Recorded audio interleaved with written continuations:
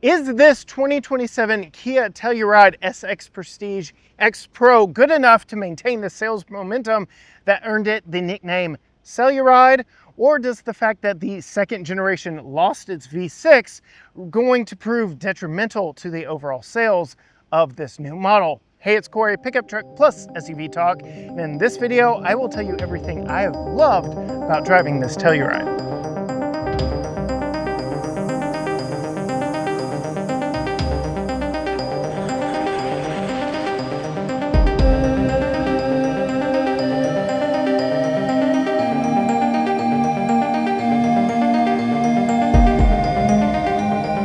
First thing right off the bat, let's address the elephant in the room. Yes, the 3.8 liter V6 is gone. The new base powertrain and the only one available currently on the X Pro model is the 2.5 liter turbocharged 4-cylinder, but it has more power and more torque and is as efficient as the V6 it replaces. And the big reason behind the switch is that old 3.8 didn't meet modern emissions standards, and they were able to get more torque at 311 pound-feet out of this turbocharged 4-cylinder versus what they could get out of the 3.5 V6 found in the base of the Kia Telluride's corporate cousin, the Hyundai Palisade. We had a moment to catch up with one of the engineers of the powertrain system here and talk through exactly why the V6 is now gone. So I'm here with Kyle Bentley. He is an engineer with Kia, and I've got some questions for you on powertrain discussion.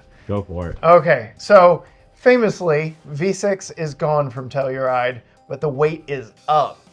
We hear a lot about how small displacement engines are being overstressed. Can you help our viewers understand that that is not the case here? Yeah, not the case at all. I mean, if you think of an engine and you really understand what it is, it's really just an air pump. You're sucking air in, injecting fuel, and exploding it, so you make power. So it doesn't matter how many pistons you have in that engine, you're just displacing air and adding fuel and making an explosion. So you can do that with 6 pistons or 4. The beauty of the 4-cylinder is that it's turbocharged, and you're cramming more air into that. And you compare that to a naturally aspirated V6, and you just get more air per rotation of the cylinder, which means more power and more torque. Yeah, so I've had multiple conversations with your colleagues here at the event, and they pointed out how all the naturally aspirated V6s left in the segment pretty much top out at 260 pound-feet of torque. Like, that's about as much as you're going to get out of a V6. And y'all are running, what, 311 in the 2.5? Yeah. I mean, it goes down to volumetric efficiency. If you really get kind of, technical and nerdy about it, you're pushing air into that engine compared to a naturally aspirated engine where you're using the pistons and relying on pulling air through those valves into the intake. But with a turbo, you're getting a, it's almost like a, built up force from the exhaust cramming it through the valves. And with more air in the cylinders, you can add more fuel and make more power. So with this, we hear all the time that you're overstressing a small displacement engine, but the overall testing procedures are probably more stringent now than when last gen V6s were put out in the market. Talk to me a little bit about the durability testing, the longevity testing that these 2.5s go through. Yeah, I mean, the testing's the same as a V6, as an EV or anything else. We just take it through the same durability we would anything, and we simulate, tens and hundreds of thousands of miles in a short amount of time. And we really put the engine through the ringer. They get hot, they get cold. We go full throttle and romp on them, as much as we can. So there's nothing, different from the 4-cylinder as you would a 6. So you're getting better fuel economy, you're getting more torque, and the same, if not better, reliability out of a more efficient engine. Sounds like a win-win-win all the way through. You heard it directly from Kia engineers.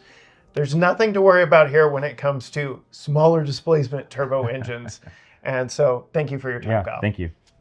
Other things I really like about this X Pro explicitly is the fact that it has 9.1 inches of ground clearance. That is more than the Ford Explorer Trimmer that Tim and I got to test out in Death Valley. quite a bit more, in fact. So yes, we have a much better approach angle due to that fact. Another thing I really like about this X Pro, frame mounted recovery points on the front and the rear. We have 2 in the front, 2 in the rear. So if you or somebody else gets stuck, well, you've got recovery points. And going back to the fact that we no longer have the V6 under the hood, this X Pro with its 2.5 liter turbocharged 4 is the most capable. And the big reason why it doesn't have the hybrid powertrain is you have to give up about 500 pounds of max tow with that hybrid powertrain. They say it is mostly due to cooling, but they've got something in the works for that. Another thing I really like about this X Pro is real metal and thick metal skid plates and underbody protection up under the nose of this. We actually got to take these off-road and have seen some in various states of off-road abuse, to the point where, yes, you can dent this underbody skid plate, but it's quite substantial. Not like some of those flimsy aluminum and plastic ones of some other off-road posers.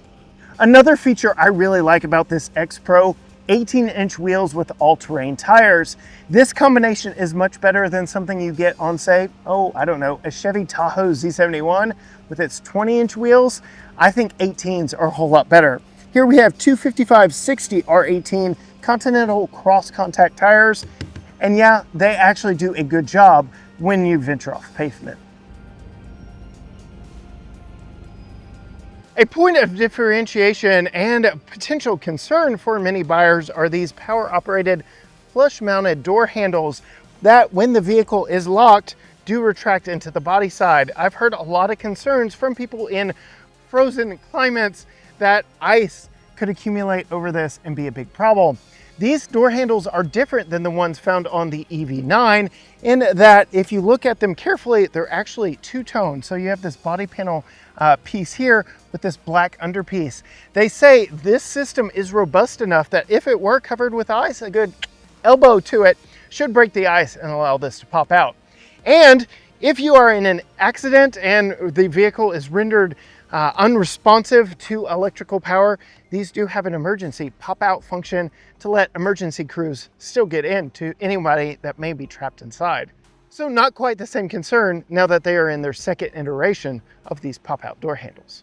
Another thing I really like about the new 27 Telluride is it's bigger. They've added a lot of space to this vehicle, increasing the wheelbase and giving you even more space here in the second and third rows of seats. And I can say it is very spacious here in the second row. I even get nice features like built-in sunshades that do a good job of covering like 90% of this rear window. And these seats in the back, second row, heated and ventilated captain's chairs. Very nice touch. While we were up front, I talked about the recovery points, but you can see here we have 2 recovery points on the rear as well on the outboard corners, making them more easily accessible. And then of course we do have a power lift gate on this one. That's pretty standard in modern 3-row vehicles. So we have a lot of space that is very easily accessible via the power lift gate. Now, one thing they are very proud of is right above my head here, we do have a full LED light that the brightness can be adjusted and you can change the tones. So if you don't want to wake all the neighbors, you can go to more of a yellow color and you can actually change the brightness to multiple different levels, just giving you a great view out at the campsite at the back of your X Pro. Moving inside, our top trim SX Prestige X Pro has synthetic leatherette seats. They are the Syntex, but we have the suede up here with X Pro embossed in them. They are heated, they are ventilated, and they are very comfortable. We've spent a lot of time here in this one. We get all-weather floor mats on the inside. We get lots of storage spaces from this large cubby here to the fact that you can actually slide these cup holders out of the way to make for more space underneath this engineered carbon. 2 Qi wireless chargers up front here, more engineered carbon across the dash, 2 12.3-inch gauge cluster screens with blind spot cameras built into the mirrors. We do have a full 360-degree camera that can be accessed with the push of a button right here. Very nice, and you can see you can pan around the entire vehicle. There is a dedicated off-road page section here that I really like as well. You have pitch and roll, you have your terrain mode indicators right here with your terrain mode button right here, snow, mud, and sand, all indicated right here on the screen. You have your oil pressure, oil temp, trans temp, engine temp, all on a quick access screen right here. Another thing I really like, this invisible vehicle feature. It remembers what the car drove over to give you a look through what is underneath you. So when you're driving through obstacles, you don't have to guess when cresting a big hill what's over the top. That is a pretty cool function. My only downside to this is it turns off after 6 miles per hour. Sponsored by my friends at Screen Pro Tech. They make the film that goes over top the infotainment screen and digital dash. This is a great product. It keeps the smudges off, keeps the scratches off, and it actually makes the screen, for the infotainment screen, more of a tacky feel. So on long road trips, like I just finished a long camping trip, it was easier for me to pull up my music, pull up my podcasts, and use the map. My finger didn't slip around so much on the screen, and it was easier to use those systems. I also kept off a lot of the smudges, fingerprints, and didn't have any scratches from, say, anything I was using. The screen still looks brand new. If I have any problems with it, I can peel it right off. I can order a new piece of film, go over top of it. It's like you would with a cell phone. Keeps that screen nice. So I'm not worried about any time in the future having a scratched screen, and I can keep that looking like brand new. Go ahead and get yours at screenprotect.com. About 60 bucks for the infotainment screen and the cover. They have it for all makes and models. Get 15% off, use discount code PICKUP15. They make this nice little cylinder. It's like a boutique kind of cylinder. It comes with all your screens in there. And then they have a application that with a little applicator and a really nice high quality cloth used to clean it as well as after you apply it, and some spray to put it on. So easy to apply. I've had videos on the channel on how I've applied it, and it's held up on my truck and my wife's Ford Ranger. We've both been really happy with this product. So make sure you get yours. I really was looking for something for these trucks we buy that have these really big screens. Make sure I want it protected. This has been really good. Another thing I really like about the new Telluride is its driving character and position and its throttle response. I'm in an X Pro right now with the turbocharged 4-cylinder that is still more powerful than the V6 it replaced, but not as powerful as the new hybrid version of this. I'd say throttle response is pretty strong. There's a little lag to an instant jab of the accelerator, but 8-speed automatic transmission in this, turbocharged 4-cylinder power, and overall the ride is pretty plush as well, especially considering we're in the off-road model right now.